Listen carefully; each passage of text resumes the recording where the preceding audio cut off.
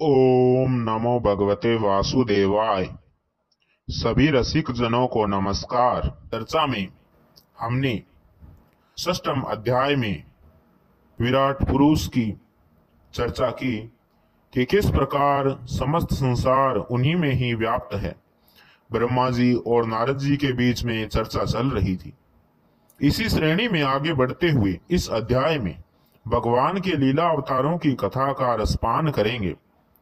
आप लोगों का हार्दिक अभिनंदन और स्वागत है इस भागवत कथा में, और हमारे साथ जुड़ने के लिए बहुत बहुत धन्यवाद भी। आशा करता हूं आप सभी सुखी एवं स्वस्थ हैं। अब बिना विलंब के करते हैं प्रारंभ। इस कथा में ब्रह्मा जी आगे बतलाते हैं कि अनंत भगवान ने प्रलय के जल में डूबी हुई पृथ्वी का उद्धार करने के लिए समस्त यज्ञमय वाराह शरीर का ग्रहण किया। आदि दैत्य हिरण्याक्ष जल के अंदर ही लड़ने के लिए उनके सामने आया। जैसे इंद्र ने अपने वज्र से पर्वतों के पंख काट डाले थे, वैसे ही वराह भगवान ने अपनी दाढ़ों से उसके टुकड़े टुकड़े कर दिए थे। फिर उन्हीं प्रभु ने रुचि नामक प्रजापति की पत्नी आकुति के गर्भ से सुयज्ञ के रूप में अवतार ग्रहण किया। उस अवतार में उन्होंने दक्षिणा नाम की पत्नी से स्वयं नाम के देवताओं को उत्पन्न किया और तीनों लोकों के बड़े बड़े संकट दूर किए। इसी से स्वयंभू मनु ने उन्हें हरि के नाम से पुकारा। हे नारद, कर्दम प्रजापति के घर देवहूति के गर्भ से 9 बहिनों के साथ भगवान ने कपिल के रूप में अवतार ग्रहण किया। उन्होंने अपनी माता को उस आत्मज्ञान का उपदेश किया जिससे वे इसी जन्म में अपने हृदय के संपूर्ण मल, तीनों गुणों की आसक्ति का सारा कीचड़ धोकर कपिल भगवान के वास्तविक स्वरूप को प्राप्त हो गई। इस कर्दम प्रजापति और माता देवहूति के गर्भ से भगवान कपिल के अवतार की कथा का हम आगे विस्तार से चर्चा करेंगे, लेकिन इस लीला अवतार की कथा में बस संक्षेप में इतना ही। आगे कहते हैं कि महर्षि अत्रि भगवान को पुत्र रूप में प्राप्त करना चाहते थे। अर्थात महर्षि अत्रि की हार्दिक इच्छा थी कि वे भगवान को अपने पुत्र के रूप में प्राप्त करें। तब उन पर प्रसन्न होकर भगवान ने उनसे एक दिन कहा कि मैंने अपने आप को तुम्हें दे दिया है। इसी से अवतार लेने पर भगवान का नाम दत्त अर्थात देना, ईश्वर ने कहा कि मैंने तुम्हें दे दिया है, अर्थात इसके लिए प्रयुक्त शब्द हुआ दत्त, और दत्त से भगवान का नाम पड़ा दत्तात्रेय। उनके चरण कमलों के पराग से अपने शरीर को पवित्र करके राजा यदु और सहस्रार्जुन आदि ने योग की, भोग और मोक्ष दोनों की ही सिद्धियां प्राप्त की। यहाँ पे प्रसंग आया है सहस्रार्जुन का। भगवान विष्णु के इन्हीं पुराणों में, श्री विष्णु पुराण में इसकी विस्तार से चर्चा मिलती है। रावण और दशरथ के समकालीन सहस्रार्जुन था। हालांकि उसने भगवान दत्तात्रेय की कृपा से सहस्रों भुजाओं का बल वरदान में प्राप्त किया था, क्योंकि उस समय वह बहुत नेक इंसान था। तब उसे वरदान मिला, सहस्र भुजाओं का बल मिला, तब से उसका नाम सहस्रार्जुन पड़ा। परंतु उस दुष्ट ने अहंकार में चूर होकर बहुत से ऋषियों को सताया, उनका वध किया, और उन्हीं पीड़ित ऋषियों में से एक थे भगवान परशुराम के पिता ऋषि जमदग्नि। उन्हीं के गर्भ भगवान के अंशावतार भगवान परशुराम ने अवतार ग्रहण किया, और उसी परशुराम अवतार में उसी सहस्रार्जुन का वध किया और ऋषियों को मुक्ति दिलाई थी।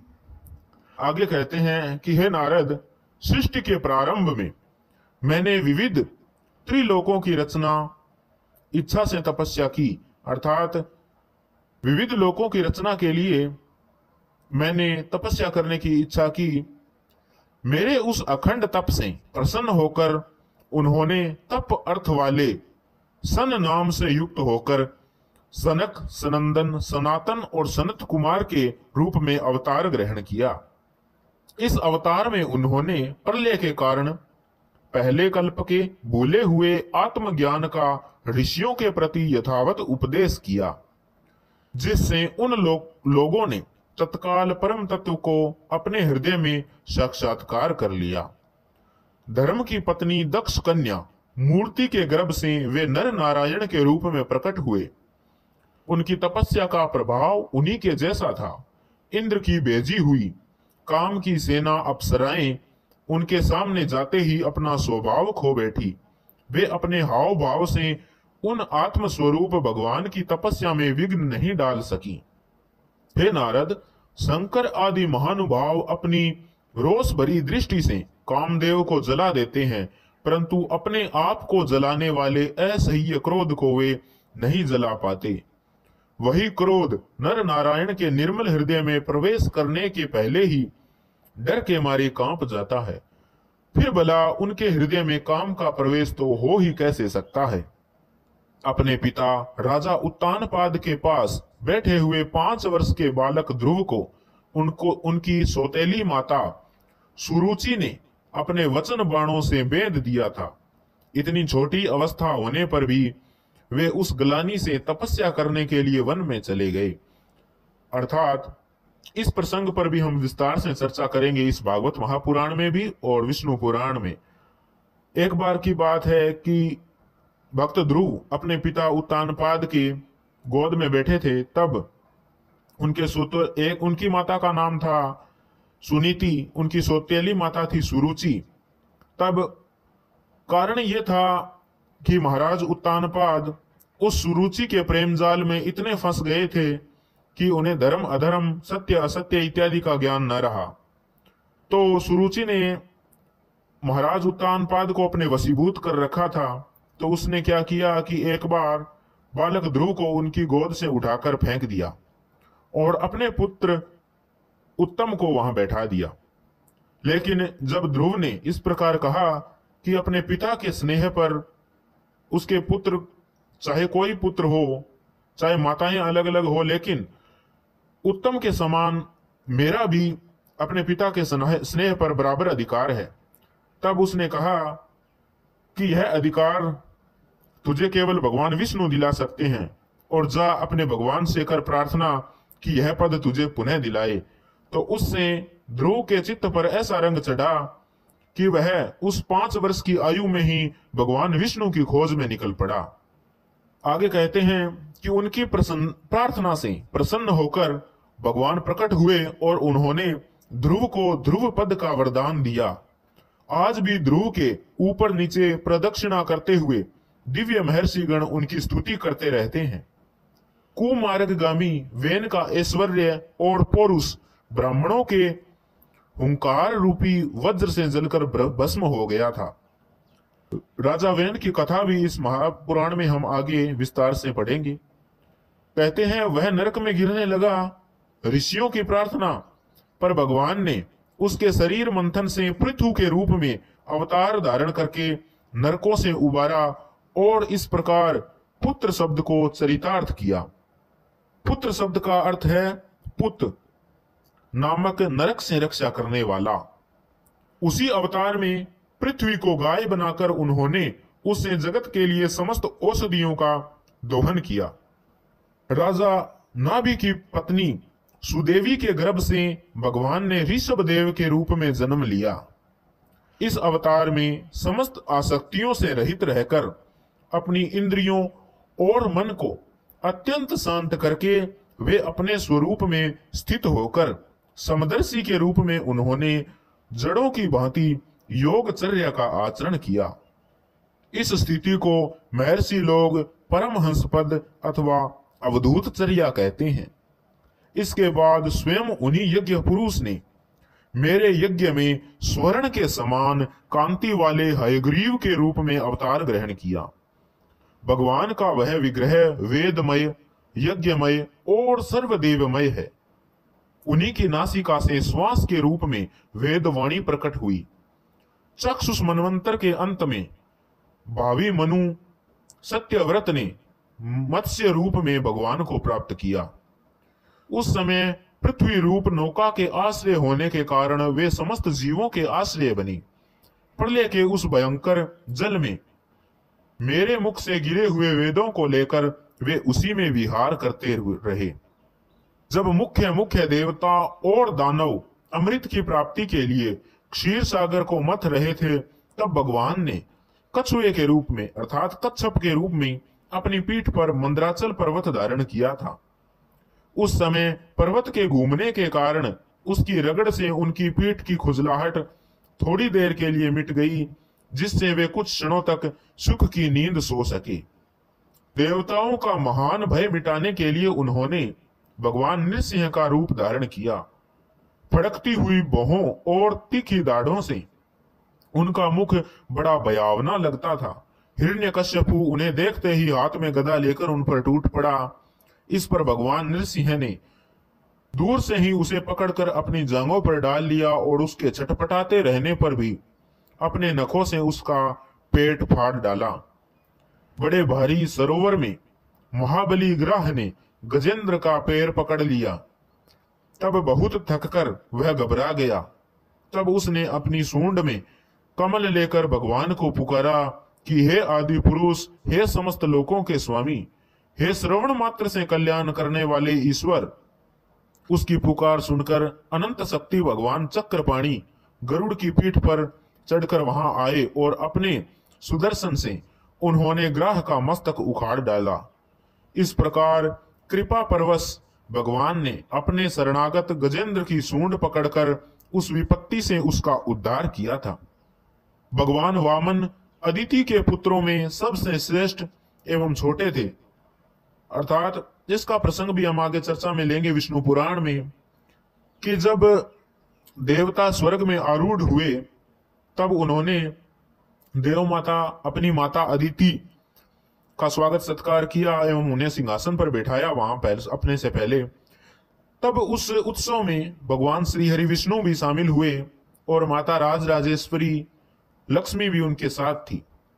तब उन्होंने कहा कि हे माता, मेरी भी ये इच्छा है कि मैं भी कभी आपके गर्भ से जन्म लूं।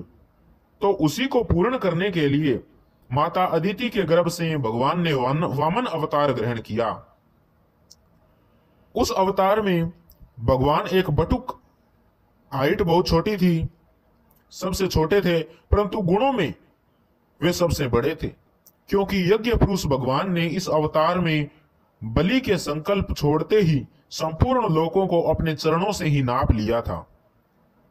वामन बनकर उन्होंने 3 पग पृथ्वी के बहाने बलि से सारी पृथ्वी तो ले ही ली, परंतु इससे यह बात सिद्ध कर दी कि सन्मार्ग पर चलने वाले पुरुषों को याचना के सिवा और किसी उपाय से समर्थ पुरुष भी अपने स्थान से नहीं हटा सकते, अर्थात ऐश्वर्य से भटका नहीं सकते, ऐश्वर्य से च्युत नहीं कर सकते।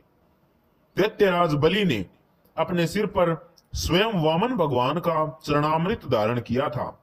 ऐसी स्थिति में उन्हें जो देवताओं के राजा इंद्र की पदवी मिली, इसमें कोई बलि का पुरुषार्थ नहीं था। अर्थात भगवान ने समस्त लोकों को ग्रहण करने के बाद बलि से उन्हें यह वरदान दिया कि तुम सावर्णी मनवंतर में मेरे प्रिय इंद्र का पद ग्रहण करोगे। अपने गुरु शुक्राचार्य के मना करने पर भी वे अपनी प्रतिज्ञा के विपरीत कुछ भी करने को तैयार नहीं हुए, और तो क्या भगवान का तीसरा पग पूरा करने के लिए उनके चरणों में अपना सिर रखकर उन्होंने अपने आप को समर्पित कर दिया। अर्थात जिसने खुद को स्वयं को ही ईश्वर के परायण कर दिया, ईश्वर को समर्पित कर दिया, तो उसका पुरुषार्थ हो न हो, उसे चाहे इंद्र पद ही क्या, इंद्र पद तो बहुत तुच्छ है, बहुत कुछ मिल जाता है। हे नारद, तुम्हारे अत्यंत प्रेम भाव से परम प्रसन्न होकर हंस के रूप में भगवान ने तुम्हें योग, ज्ञान और आत्म तत्व को प्रकाशित करने वाले भागवत धर्म का उपदेश किया। वह केवल भगवान के शरणागत भक्तों को ही सुगमता से प्राप्त होता है। वे ही भगवान स्वयंभुव आदि मनवंतरों में मनु के रूप में अवतार लेकर मनु वंश की रक्षा करते हुए 10 दिशाओं में अपने सुदर्शन चक्र के समान तेज से बेरोक टोक निष्कंटक राज्य करते हैं। तीनों लोकों के ऊपर सत्यलोक तक उनके चरित्रों की कमनीय कीर्ति फैल जाती है और उसी रूप में वे समय समय पर पृथ्वी के भारभूत दुष्ट राजाओं का दमन भी करते रहते हैं। स्वनाम धन्य भगवान धन्वंतरी अपने नाम से ही बड़े बड़े रोगियों का रोग तत्काल नष्ट कर देते हैं। उन्होंने अमृत पिलाकर देवताओं को अमर कर दिया और दैत्यों के द्वारा ग्रहण किए हुए उनके यज्ञ भाग उन्हें फिर से दिला दिए। उन्होंने ही अवतार लेकर संसार में आयुर्वेद का प्रवर्तन किया।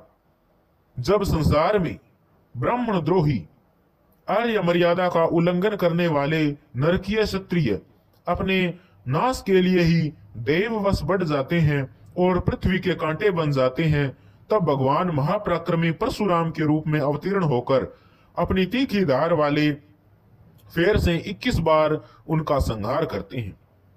अर्थात भगवान परशुराम ने 21 बार इस पृथ्वी को क्षत्रियों से रहित कर दिया था, क्योंकि जब सहस्त्रार्जुन के दुष्ट पुत्रों ने कायरता से उनके पिता महर्षि जमदग्नि का वध किया, तब उनकी माता विलाप कर रही थी और परशुराम जी पास ही खड़े थे। तब उन्होंने गणना की कि 21 बार उनकी माता ने अपनी छाती को पीट पीट कर विलाप किया। तब उन्होंने उनको वचन दिया कि हे माता, तुमने 21 बार अपनी छाती को पीट कर विलाप किया है, इसलिए मैं तुम्हें ये वचन देता हूं कि मैं इस पृथ्वी को 21 बार क्षत्रियों से रिक्त कर दूंगा। तब भगवान परशुराम ने उस वचन को पूर्ण करने के लिए इस पृथ्वी पर से 21 बार समस्त क्षत्रियों को मिटा दिया था। भगवान परशुराम ब्राह्मण होकर भी क्षत्रिय थे और ऋषि विश्वामित्र क्षत्रिय होकर भी ब्राह्मण थे। कारण यह था कि माता रेणुका, जो भगवान परशुराम की माता थी, एक बार परशुराम जी की नानी अर्थात माता रेणुका की माता ऋषि के पास गई और उन्होंने ये याचना की कि उन्हें एक ऐसा पुत्र प्राप्त हो जो क्षत्रिय हो, क्षत्रिय के समस्त गुण उसमें हो। इसलिए उन ऋषि ने उन्हें खीर की प्याली प्रदान की कि इसे ग्रहण कर लीजिएगा और आपकी मनोकामना पूर्ण होगी। अब फिर हुआ क्या कि उन्होंने एक और मनोकामना प्रकट कर दी कि मेरी पुत्री रेणुका के लिए भी एक प्याली दे दीजिए, क्योंकि उसे भी पुत्र की इच्छा है, लेकिन उसके लिए आप ऐसा कीजिए कि उसका पुत्र ऋषि हो और वेद परायण हो, क्षत्रिय के गुण उसमें ना हो, तपस्वी हो, ऐसे गुण मांगे। तो उन्होंने 2 प्यालियां दे दी, लेकिन हुआ क्या, घर लौटते लौटते वो भूल गई कि कौन सी प्याली किसकी है, कौन सी किसकी है। वो उथल पुथल हो गई। बहुत सोच विचार किया, परंतु कुछ हल न मिलने पर उन्होंने ग्रहण कर लिया। और हुआ क्या कि ईश्वर की कृपा से उल्टा हो गया। जो प्याली रेणुका के लिए थी वो उनकी माता ने ग्रहण की और जो उनकी माता के लिए थी वो रेणुका ने ग्रहण कर ली। तो उसी के कारण रेणुका और जमदग्नि के पुत्र परशुराम जी ऋषि होते हुए भी क्षत्रिय मनोवृत्ति के थे और ऋषि विश्वामित्र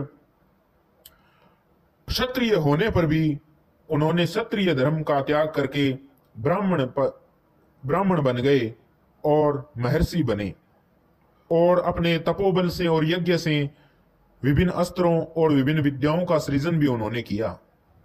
इसकी विस्तार से चर्चा भी विष्णु पुराण में मिलती है। आगे कहते हैं कि मायापति भगवान हम पर अनुग्रह करने के लिए अपनी कलाओं भरत, शत्रुघ्न और लक्ष्मण के साथ श्री राम के रूप में इक्ष्वाकु के वंश में अवतीर्ण हुए। आगे द्वितीय खंड में हम इक्ष्वाकु के वंश का वर्णन भी इसी शास्त्र में विस्तार से पढ़ेंगे। इस अवतार में अपने पिता की आज्ञा का पालन करने के लिए अपनी पत्नी और भाई के साथ भगवान श्री राम वन में निवास करते हैं। उसी समय उनसे विरोध करके रावण उनके हाथों मरता है।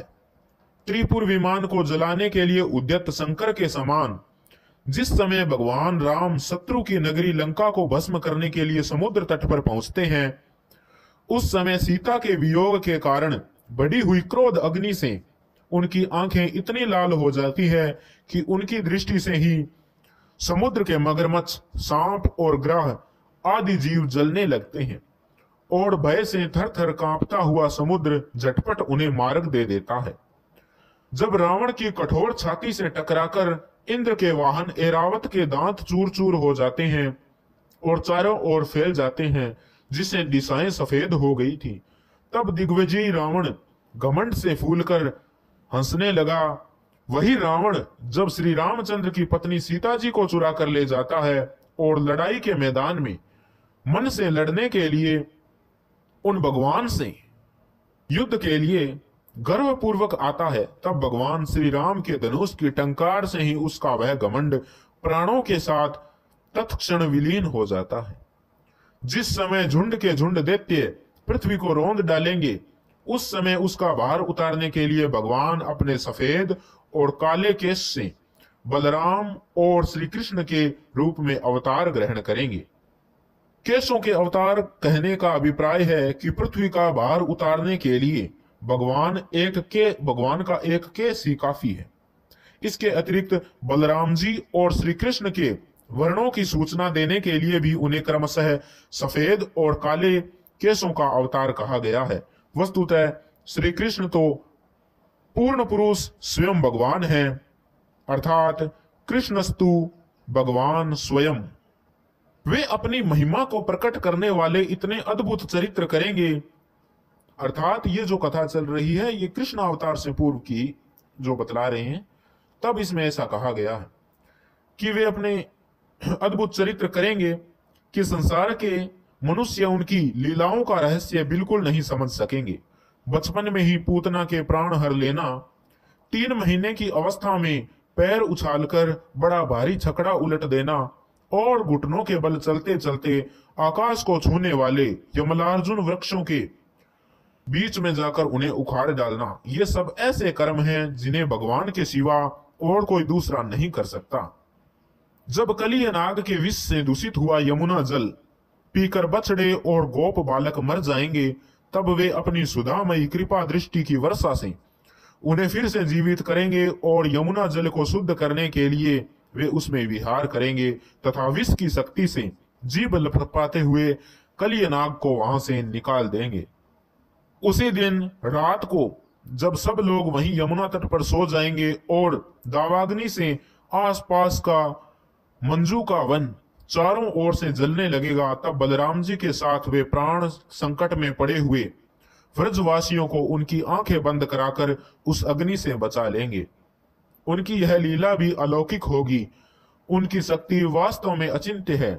उनकी माता उन्हें बांधने के लिए जो जो रस्सी लाएगी वही उनके उदर में पूरी नहीं पड़ेगी, 2 अंगुल छोटी रह जाएगी। तथा जम्बाई लेते समय श्री कृष्ण के मुख में 14 भुवन देखकर पहले तो यशोदा भयभीत हो जाएगी, परंतु फिर वे संभल जाएगी। वे नंद बाबा को अजगर के भय से और वरुण के पास से छुड़ाएंगे। और मैं दानव का पुत्र व्योमासुर जब गोप बालाओं को और गोप बालकों को पहाड़ी की गुफाओं में बंद कर देगा, तब वे उन्हें भी वहां से बचा लाएंगे। गोकुल के लोगों को जो दिन भर तो काम धंधों में व्याकुल रहते हैं और रात को अत्यंत थककर सो जाते हैं, साधनाहीन होने पर भी वे उन्हें अपने परम धाम ले जाएंगे। हे निष्पाप नारद, जब श्री कृष्ण की सलाह से गोप लोक इंद्र का यज्ञ बंद कर देंगे, तब इंद्र वज्र भूमि का नाश करने के लिए चारों ओर से मूसलाधार वर्षा करने लगेंगे। उससे उनकी रक्षा तथा उनके पशुओं की रक्षा करने के लिए भगवान कृपा परवश हो 7 वर्ष की अवस्था में ही 7 दिनों तक गोवर्धन पर्वत को एक ही हाथ से छत्रक पुष्प अर्थात कुक्कुरमुत्ते का जो छत्ता होता है ना, उसकी तरह खेल खेल में ही धारण करते रहेंगे। वृंदावन में विहार करते हुए रास करने की इच्छा से वे रात के समय जब चंद्रमा की उज्जवल चांदनी चारों ओर छिटक रही होगी, तब बांसुरी पर मधुर संगीत की लंबी तान छोड़ेंगे। उससे वे प्रेम विवश होकर आई हुई गोपियों को जब कुबेर का सेवक शंखचूड़ हरण करेगा, तब वे उसका सिर उड़ा देंगे। और भी बहुत से प्रलंबासुर, धेनुकासुर, बकासुर, केसी, अरिष्टासुर आदि दैत्य, चाणूर आदि पहलवान, कुवलिया पीड़ हाथी, कंस, कालयवन, भौमासुर, मिथ्या वासुदेव, साल्व, द्विविध वानर, बलवल, दंतवक्त्र राजा, नगजीत के 7 बैल, संबरासुर, विदुरथ और रुक्मी आदि तथा कंबोज, मत्स्य, कुरु, केकय और सृंजय आदि देशों के राजा लोग एवं जो भी योद्धा धनुष धारण करके युद्ध के मैदान में सामने आएंगे, वे सब बलराम, भीमसेन और अर्जुन आदि नामों की आड़ में स्वयं भगवान के द्वारा मारे जाएंगे और उन्हीं के दाम चले जाएंगे। समय के फेर से लोगों की समझ कम हो जाती है, आयु भी कम होने लगती है। उस समय जब भगवान देखते हैं कि अब ये लोग मेरे तत्व को बतलाने वाली वेदवाणी को समझने में असमर्थ होते जा रहे हैं, तब प्रत्येक कल्प में सत्यवती के गर्भ से व्यास के रूप में प्रकट होकर वे वेद रूपी वृक्ष का विभिन्न शाखाओं के रूप में विभाजन कर देंगे और अध्ययन के लिए उन्हें सरल बना देंगे। देवताओं के शत्रु दैत्य लोग भी वेद मार्ग का सहारा लेकर मय दानव के बनाए हुए अदृश्य वेग वाले नगरों में रहकर लोगों का सत्यानाश करने लगेंगे। तब भगवान लोगों की बुद्धि में मोह और अत्यंत लोभ उत्पन्न करने वाला वेश धारण करके बुद्धि के रूप में बहुत से उपधर्मों का उपदेश करेंगे। कलयुग के अंत में जब सत्पुरुषों के घर भी भगवान की कथा होने में बाधा पड़ने लगेगी, ब्राह्मण, क्षत्रिय तथा वैश्य पाखंडी और शूद्र राजा हो जाएंगे, यहाँ तक कि कहीं भी स्वाहा, स्वधा और वस्कार की ध्वनि देवता पितरों के यज्ञ श्राद्ध की बात तक नहीं सुनाई पड़ेगी। तब कलयुग का शासन करने के लिए भगवान कल की अवतार ग्रहण करेंगे। जब संसार की रचना का समय होता है, तब तपस्या, 9 प्रजापति, मरीचि आदि ऋषि और मेरे रूप में जब सृष्टि की रक्षा का समय होता है, तब धर्म, विष्णु, मनु, देवता और राजाओं के रूप में तथा जब सृष्टि के प्रलय का समय होता है, तब अधर्म, रुद्र तथा क्रोधवश नाम के सर्प एवं दैत्य आदि के रूप में सर्वशक्तिमान भगवान की माया विभूतियां ही प्रकट होती है।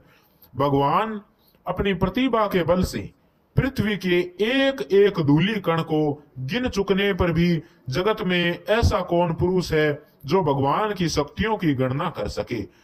जब वे त्रिविक्रम अवतार लेकर त्रिलोकी को नाप रहे थे, उस समय उनके चरणों के अदम्य वेग से प्रकृति रूप अंतिम आवरण से लेकर सत्यलोक तक सारा ब्रह्मांड कांपने लगा था।